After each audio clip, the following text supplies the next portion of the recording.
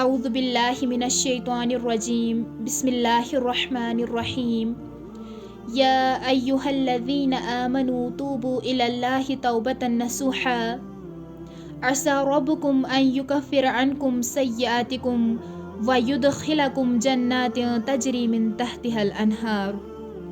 صدق اللہ العظیم۔ السلام علیکم ورحمۃ اللہ وبرکاتہ۔ میں نے آپ کے سامنے سورہ تحریم کی آیت نمبر 8 کا ایک حصہ آپ کے سامنے تلاوت کیا، جس میں اللہ تبارک و تعالی فرماتے ہیں یا ایہا الذین آمنوا، اے ایمان والو، توبو الی اللہ، اللہ کی طرف توبہ کرو، توبۃ نصوحا، خالص توبہ۔ عسى ربکم ان یکفر عنکم سیئاتکم، دور نہیں ہے کہ تمہارا رب تم سے تمہارے گناہوں کو دور کر دے گا، وَيُدْخِلَكُمْ جنات، اور تمہیں داخل کر دے گا ایسی جنت میں، تجری من تحتها الانہار، جن کے نیچے نہریں بہتی ہوگی۔ اس آیت مبارکہ میں جب ہم توبہ کی طرف غور و فکر کرتے ہیں، ہم سب جانتے ہیں کہ جب ہم سے کوئی خطا سرزد ہو جاتا ہے، جب ہم سے کوئی بھول چوک ہو جاتی ہے، جب ہم سے کوئی گناہ سرزد ہو جاتا ہے، تو اللہ تبارک و تعالیٰ اتنے غفور الرحیم ہیں کہ انہوں نے ہمارے لیے ہمیشہ توبہ کے دروازے کھلے رکھے ہیں۔ یہاں تک کہ نبی اکرم صلی اللہ علیہ وسلم نے ارشاد فرمایا کہ جب تک سورج مغرب سے طلوع نہیں ہوگا تب تک ایک بندے کی توبہ قبول ہو جائے گی، جب تک ایک انسان کی سانسیں برقرار رہے گی، جب تک اس کی سانسیں نہیں چلے جائے گی تب تک اس کی توبہ قبول ہو جائے گی۔ لیکن ہم سب نے توبہ کو غلط طریقے سے استعمال کیا ہے۔ ہمیں یہ جاننے کی بھی اشد ضرورت ہے کہ اصل میں توبہ کس سے کہتے ہیں، کیونکہ ہم جو توبہ کرتے ہیں وہ صحیح توبہ نہیں ہوتی ہیں، چونکہ آیت مبارکہ میں اللہ تبارک و تعالیٰ نے لفظ توبۃ نصوحا استعمال کیا ہے، یعنی خالص توبہ۔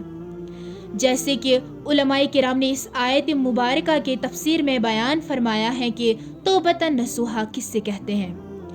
انہوں نے ایک مثال بیان کی ہے، جس طرح ایک شہد کی مکھیاں جو ہوتی ہیں، جو ان کا شہد ہوتا ہے وہ بہت ہی زیادہ خالص ہوتا ہے، اس میں کسی چیز کی بھی ملاوٹ نہیں ہوتی ہے۔ جب ہم وہاں سے شہد حاصل کرتے ہیں تو بالکل اسی طرح ہماری توبہ بھی ہونی چاہیے کہ اس میں کسی چیز کی بھی ملاوٹ نہیں ہونی چاہیے۔ اللہ تبارک و تعالیٰ اتنے غفور و رحیم ہے کہ جب ہم تواریخ پر نظر دوڑاتے ہیں تو اللہ تبارک و تعالیٰ نے ایسے ایسے لوگوں کو معاف کر دیا ہے جن کی ہماری نظر میں کوئی معافی نہیں ہے۔ آپ سب نے ایک واقعہ سنا ہی ہوگا کہ بنی اسرائیل کا ایک شخص تھا جس کا نام کفل تھا۔ وہ بہت ہی زیادہ بدکار تھا، یعنی وہ زانی تھا۔ اس کا دن رات عورتوں کے ساتھ شراب کے ساتھ لگا رہتا تھا۔ ایک مرتبہ کیا ہوا کہ ایک غریب عورت اس کے پاس آئی، چونکہ اس کے پاس عورتیں آتی تھی، اس سے پیسے لیتی تھی اور اس کے ساتھ رات گزارتی تھی۔ ایک مرتبہ ایک پاک دامن عورت مجبوری کے سبب کفل کے پاس آئی اور کفل سے کہا کہ مجھے پیسوں کی بہت ضرورت ہے۔ تو کفل نے اس سے ایک معاوضہ مانگا، یعنی اس کے بدلے میں اس کی عزت مانگی۔ چونکہ وہ عورت مجبور تھی، مجبوری کے سبب یہ سب کرنا پڑا۔ جب وہ کفل کے کمرے میں داخل ہو گئی تو وہ بہت زیادہ رو رہی تھی اور اللہ تبارک و تعالیٰ سے گڑ گڑا کر معافی مانگ رہی تھی کہ اللہ، میں مجبور ہوں یہ سب کرنے کے لیے۔ جب کفل اس کمرے میں داخل ہو گیا تو اس عورت نے کفل سے کہا کہ کیا تمہیں اللہ سے ڈر نہیں لگتا ہے؟